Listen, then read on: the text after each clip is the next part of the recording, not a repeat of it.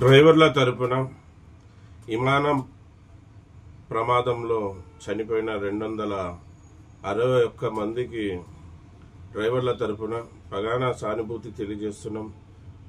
వాళ్ళ కుటుంబానికి ఆ భగవంతుడు ఎంతో ధైర్యం కలిగించాలని. మళ్ళీ ఇది చాలా దుర్ఘటన, ప్రతి భారతీయుడు బాధ కలిగించే సంఘటన. ఇటువంటి సంఘటనలు మళ్ళీ జరగకుండా కేంద్ర ప్రభుత్వం చర్యలు తీసుకోవాలని. ఎందుకంటే అమాయకులైన ప్రజలు చాలా మంది చనిపోవడం జరిగింది. 261 మంది అంటే వాళ్ళ కుటుంబాల పరిస్థితి ఆలోచిస్తూ ఉంటేనే బాధ కలుగుతూ ఉంది.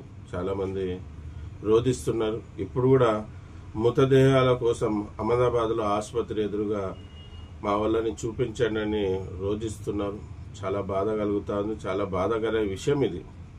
ఎందుకంటే ఇటు విమానంలో ప్రయాణం చేసే వాళ్ళే కాకుండా ఆ విమానం మెడికల్ కాలేజ్ హాస్టల్ మీద పడడంతో హాస్టల్లో చదువుకునే పిల్లలు కూడా, మంచి భవిష్యత్తు కలిగిన పిల్లలు కూడా 24 మంది చనిపోయారంట. మళ్ళీ ఆ తల్లిదండ్రుల రోదన టీవీలో చూస్తా అంటే బాధ కలుగుతుంది. మళ్ళీ ఇది మనమందరం కూడా డ్రైవర్లం కూడా చాలా బాధ కలిగే విషయం. ప్రతి ఒక్కరం మనమైతే ఏం చేయలేం, కానీ వాళ్ళ కుటుంబాలకి ఎంతో మనోధైర్యాన్ని కలిగించాలని ఆ దేవుణ్ణి ప్రార్థించడం తప్ప మనం ఏం చేయలేం.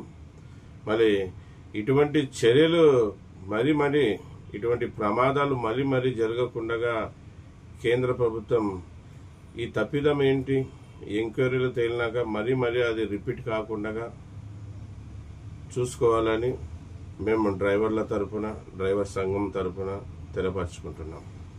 అందరికీ నమస్తే, సలాం అలైకుం, జై భీమ్, జై హింద్, జై డ్రైవర్, జై డ్రైవర్.